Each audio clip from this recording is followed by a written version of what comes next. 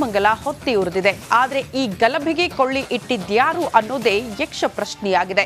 ಬೆಂಕಿ ಹಿಂದೆ ಕೇರಳ ಪಿಎಫ್ಐ ನಂಟಿರೋದು, ನಿಷೇಧಿತ ಪಿಎಫ್ಐ ನಂಟಿರೋದು ಮತ್ತಷ್ಟು ದಟ್ಟವಾಗ್ತಾ ಇದೆ. ಕೇವಲ ಕೇರಳ ಮಾತ್ರ ಅಲ್ಲ, ಬಾಂಗ್ಲಾದೇಶಿ ಭೂತದ ಕೈವಾಡ ಇರೋ ಬಗ್ಗೆ ಮಾಜಿ ಶಾಸಕರೊಬ್ಬರು ಬಾಂಬ್ ಸಿಡಿಸಿದ್ದಾರೆ. ಈ ಕುರಿತ ಒಂದು ರಿಪೋರ್ಟ್ ಇಲ್ಲಿದೆ ನೋಡಿ.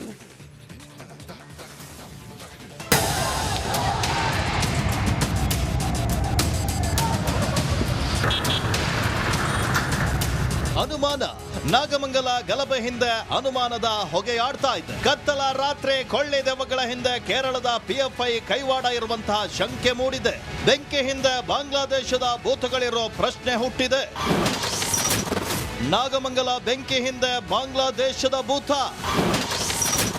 ಮಾಜಿ ಶಾಸಕ ಸುರೇಶ್ ಗೌಡ ಬಿಗ್ ಬಾಂಬ್.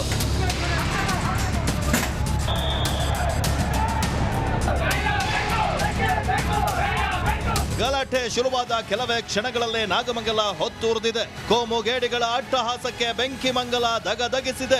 ಇದನ್ನೆಲ್ಲ ನೋಡಿದ್ರೆ ಈ ಗಲಭೆ ಪ್ರೀ ಪ್ಲಾನ್ ಅನ್ನೋ ಅನುಮಾನ ಮೂಡಿದೆ. ನಾಗಮಂಗಲ ಬೆಂಕಿಗೆ ಕೇರಳ ಮಾತ್ರವಲ್ಲ, ಬಾಂಗ್ಲಾದೇಶದ ನಂಟಿದೆ ಅಂತ ನಾಗಮಂಗಲ ಮಾಜಿ ಶಾಸಕ ಸುರೇಶ್ ಗೌಡ ಬಿಗ್ ಬಾಂಬ್ ಅನ್ನ ಸಿಡಿಸಿದ್ದಾರೆ. ಮಲ್ಲಾಪುರ ಜಿಲ್ಲೆಯ ಇಬ್ಬರು ಯುವಕರು ಅದರಲ್ಲಿ ತೋರಿಸಿದಾಗ ನಾನು ಶಾಸಕನಾಗಿದ್ದಂಥ ಸಂದರ್ಭದಲ್ಲಿ ಹಲವಾರು ಪೊಲೀಸ್ ಅಧಿಕಾರಿಗಳಿಗೆ ಮತ್ತು ಅವತ್ತಿನ ಗೃಹ ಸಚಿವರಿಗೂ ಸಹ ನಾನು ಒಂದು ಕಿವಿ ಮಾತು ಹೇಳಿದ್ದೆ. ನಮ್ಮ ತಾಲೂಕಿನಲ್ಲಿ ಎಲ್ಲೋ ಒಂದು ಕಡೆ ಬಾಂಗ್ಲಾದೇಶಿಯರು ಸಹ ಇದ್ದಾರೆ. ಅವ್ರು ಹೇಗೆ ಬಂದಿದ್ದಾರೆ ಗೊತ್ತಿಲ್ಲ, ಅವರೆಲ್ಲ ಯಾವ ರೀತಿ ವಾಸ ಮಾಡ್ತಾ ಇದ್ದಾರೆ ಅಂತ ಗೊತ್ತಿಲ್ಲ. ಅಲ್ಲಲ್ಲಿ ತೋಟಗಳಲ್ಲಿ ವಾಸ ಮಾಡ್ತಾ ಇದ್ದಾರೆ. ಅವ್ರನ್ನ ಯಾರು ಕರ್ಕೊಂಬಂದಿದ್ದಾರೆ, ಸ್ವಲ್ಪ ಹುಷಾರ ನೋಡಿ ಅಂತಕ್ಕಂಥದ್ದು ಹೇಳಿದೆ. ಅವತ್ತು ಸಹ ಕೇರಳ ಮೂಲದ ಇಬ್ಬರು ಕಿಡಿಗೇಡಿಗಳು ಅರೆಸ್ಟ್.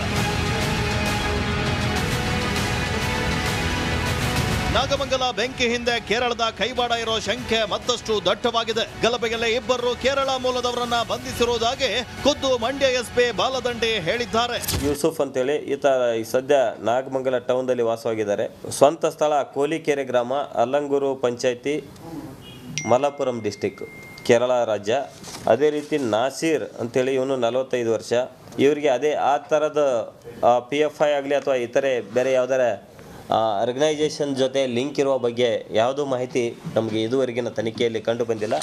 ಆದರೂ ಸಹಿತ ನಾವು ಈ ಬಗ್ಗೆನೂ ಸಹಿತ ಹೆಚ್ಚಿನ ಒಂದು ತನಿಖೆಯನ್ನು ಮಾಡ್ತಾ ಇದ್ದೀವಿ. ಅದೇನೇ ಇರಲಿ, ಬೆಂಕಿ ಇಲ್ಲದೆ ಹೊಗೆಯಾಡಲ್ಲ.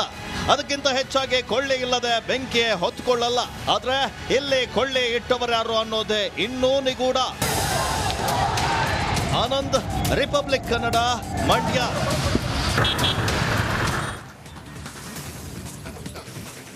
ಈ ಜಿಲ್ಲೆಯ ಗಣಪತಿ ವಿಸರ್ಜನಾ ಮೆರವಣಿಗೆ ಅಂದ್ರೆ ಇಡೀ ರಾಜ್ಯವೇ ತಿರುಗಿ ನೋಡುತ್ತೆ. ಹೊರ ರಾಜ್ಯದ ಜನ ಮೆರವಣಿಗೆ ನೋಡೋಕೆ ಬರ್ತಾರೆ.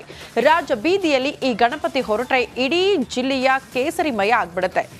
ಯಾಕಂದ್ರೆ ಈ ಗಣಪತಿಯ ಕ್ರೇಜ್ ಅಷ್ಟಿರುತ್ತೆ. ಈ ಕುರಿತ ಒಂದು ಸ್ಪೆಷಲ್ ರಿಪೋರ್ಟ್ ಇಲ್ಲಿದೆ ನೋಡಿ.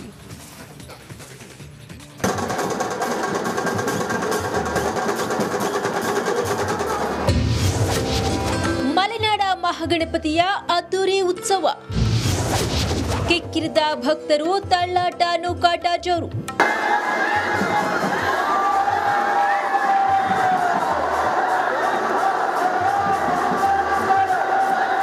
ಇಡೀ ರಾಜ್ಯಾದ್ಯಂತ ಸಖತ್ ಸದ್ದು ಮಾಡುವ ಗಣಪತಿ ಅಂದ್ರೆ ಅದು ಮಲೆನಾಡ ಹಿಂದೂ ಮಹಾಸಭಾ ಗಣಪತಿ. ಯಾಕಂದ್ರೆ ಈ ಗಣಪತಿ ವಿಸರ್ಜನೆಯ ಗತ್ತು, ಗಮ್ಮತ್ತು, ಆರ್ಭಟ ನೋಡ್ತಿದ್ರೆ ನಿಜಕ್ಕೂ ಮೈ ಜುಮ್ಮೆನ್ಸುತ್ತೆ.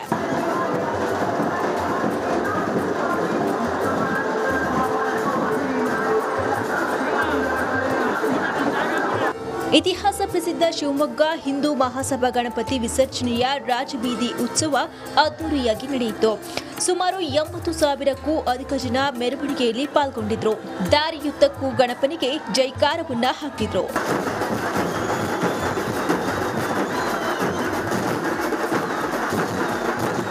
ಇಡೀ ಶಿವಮೊಗ್ಗ ನಗರ ಕೇಸರಿಮಯವಾಗಿತ್ತು. ಈ ವರ್ಷದ ಅದ್ದೂರಿ ಮೆರವಣಿಗೆಯಲ್ಲಿ ಕಲಾ ತಂಡಗಳು, ಮಂಗಳವಾದ್ಯ, ಚಂಡೆಮೇಳ, ಡೊಳ್ಳು ಕುಣಿತ ಸೇರಿದಂತೆ ವಿವಿಧ ಜಾನಪದ ಕಲಾ ತಂಡಗಳು ಮೆರವಣಿಗೆಗೆ ರಂಗು ತಂದವು. ಬೃಹತ್ ಮೆರವಣಿಗೆಯ ಬಳಿಕ ಇಂದು ಮುಂಜಾನೆ ಗಣಪನನ್ನ ವಿಸರ್ಜನೆ ಮಾಡಲಾಯಿತು.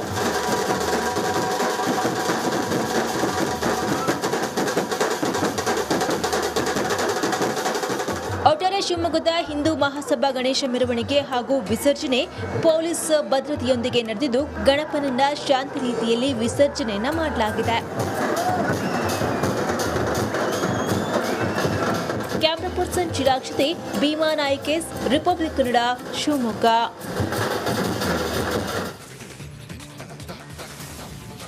ನಾಡಿನಾದ್ಯಂತ ಗಣೇಶನ ಉತ್ಸವ ಅದ್ಧೂರಿಯಾಗಿ ನೆರವೇರಿದೆ. ಅದರಲ್ಲೂ ಉತ್ತರ ಕನ್ನಡ ಜಿಲ್ಲೆಯ ಕಾರವಾರದಲ್ಲಿ ಗಣಪತಿ ಉತ್ಸವ ಹೇಗಿತ್ತು ಗೊತ್ತಾ? ತೋರಿಸ್ತೀವಿ ನೋಡಿ.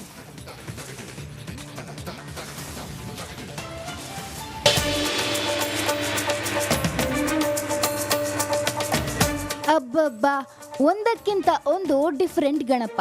ದಂಡು ದಂಡಾಗಿ ಭಕ್ತ ಸಮೂಹ, ತಮಟೆ ಅಬ್ಬರ, ಡಿಜೆ ಭರಾಟೆ, ಭರ್ಜರಿ ಡ್ಯಾನ್ಸು. ಇದು ಕಾರವಾರದಲ್ಲಿನ ಗಣೇಶೋತ್ಸವದ ಝಲಕ್. ಕಾರವಾರದಲ್ಲಿ ಗಣೇಶೋತ್ಸವ ಅದ್ಧೂರಿಯಾಗಿ ನೆರವೇರಿದೆ. ಪ್ರತಿ ವರ್ಷ ನಗರದ ಮಾರುತಿ ಗಲ್ಲಿ, ಆಟೋ ಯೂನಿಯನ್, ನಂದನಗದ್ದ, ಕೋಡಿ ಭಾಗ, ಕಾಜು ಭಾಗ, ಶಿರವಾಡದಲ್ಲಿ 11 ದಿನಗಳ ಕಾಲ ಗಣೇಶನನ್ನ ಪ್ರತಿಷ್ಠಾಪಿಸಲಾಗುತ್ತೆ. ಈ ವರ್ಷವೂ ಕೂಡ ಗಣೇಶೋತ್ಸವ ವಿಜೃಂಭಣೆಯಿಂದ ಜರುಗಿತು. ನಾವು ಇದು ಮಹಾರಾಷ್ಟ್ರದಿಂದ ಈ ಡೋಲ ಪದಕಗಳನ್ನ ಮಹಾರಾಷ್ಟ್ರದಿಂದ ತಂದಿದ್ವಿ. ಮಾಲ್ವಣ ಅಂತ ಮೆರವಣಿಗೆ ಎಲ್ಲ ಒಳ್ಳೆಯ ರೀತಿಯಿಂದ ಆಗಿದೆ, ಶಾಂತ ರೀತಿಯಿಂದ ಆಗಿದೆ. 5-10 ಸಾವಿರದ ಮೇಲೆ ನಮ್ಮ ಮೆರವಣಿಗೆಯಲ್ಲಿ ಭಾಗವಹಿಸಿದ್ದಾರೆ. ಇವತ್ತು ಕಾರವಾರದ ಎಲ್ಲಾ ಗಣಪತಿಗಳನ್ನು ಇವತ್ತೇ ವಿಸರ್ಜನೆ ಆಗುತ್ತೆ. ಎಲ್ಲರೂ ಮಾಡುದು ಸಮುದ್ರದಲ್ಲೇ ವಿಸರ್ಜನೆ. ಕಾರವಾರದ ಒಂದು ದೊಡ್ಡ ಫೆಸ್ಟಿವಲ್ ಅಂತ ಹೇಳಿದ್ರೆ ಗಣೇಶ ಚತುರ್ಥಿ. ಈ ಬಾರಿ ಸರ್ಕಾರ ಡಿಜೆಗೆ ಅವಕಾಶ ನೀಡದೇ ಇರೋದ್ರಿಂದ ಸಾಂಪ್ರದಾಯಿಕ ವಾದ್ಯಗಳೇ ಹೆಚ್ಚಾಗಿ ಗಮನ ಸೆಳೆದ್ವು. ಕಾರವಾರ ಅಲ್ಲದೆ ದೂರದಿಂದ ಭಕ್ತರು ಆಗಮಿಸಿ ಗಣೇಶನ ವಿಸರ್ಜನಾ ಮೆರವಣಿಗೆಯಲ್ಲಿ ಪಾಲ್ಗೊಂಡ್ರು. ನಾವು ಬೆಂಗಳೂರಿಂದ ಬಂದಿರೋದು. ಆಕ್ಚುಲಿ ನಾವಿಲ್ಲಿ ಫಸ್ಟ್ ಟೈಮ್ ನೋಡ್ತಾರೆ. ತುಂಬಾ ಚೆನ್ನಾಗಿದೆ. ಮಳೆ ಇಲ್ಲ ಇವತ್ತು ವಿಸರ್ಜನೆ. ಇಲ್ಲಿ 11ನೇ ದಿನಕ್ಕೆ ವಿಸರ್ಜನೆ ಮಾಡ್ತಾರೆ. ಇವತ್ತು ಡಿಜೆ ಪರ್ಮಿಷನ್ ಕೊಟ್ಟಿಲ್ಲ. ಸಾಂಸ್ಕೃತಿಕವಾಗಿ ಮಂಗಳವಾದ್ಯದಿಂದ ವಿಸರ್ಜನೆ ಮಾಡ್ತಿದ್ದಾರೆ. ತುಂಬಾ ಖುಷಿ ಕೊಡ್ತಿದೆ. ನಂಗಂತೂ ತುಂಬಾ ಖುಷಿಯಾಗಿದೆ. ತುಂಬಾ ಜನ ಸೇರಿದ್ದಾರೆ.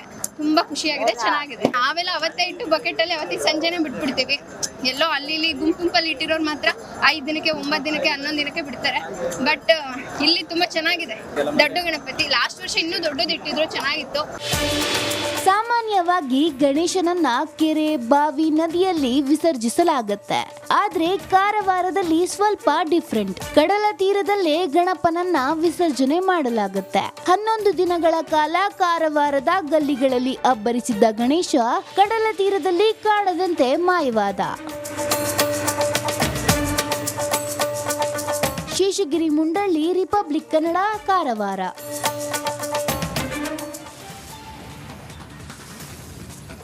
ಅದು ಆ ಕ್ಷೇತ್ರದಲ್ಲೇ ಉತ್ತಮವಾದ ಶಾಲೆ. ಪ್ರತಿ ವರ್ಷ ಕೂಡ SSLCಯಲ್ಲಿ 100% ಫಲಿತಾಂಶ ಕೂಡ ಬರುತ್ತೆ. ಅಂಥ ಶಾಲೆಯೇ ಈಗ ಶಿಥಿಲಾವಸ್ಥೆ ತಲುಪಿಬಿಟ್ಟಿದೆ. ನಿತ್ಯ ಭಯದಲ್ಲಿ ಮಕ್ಕಳು ಪಾಠ ಕೇಳುವಂತಾಗಿದೆ. ಎಲ್ಲಿ ಏನಾಯ್ತು ಆ ಕುರಿತ ಸ್ಟೋರಿ ಇಲ್ಲಿದೆ ನೋಡಿ.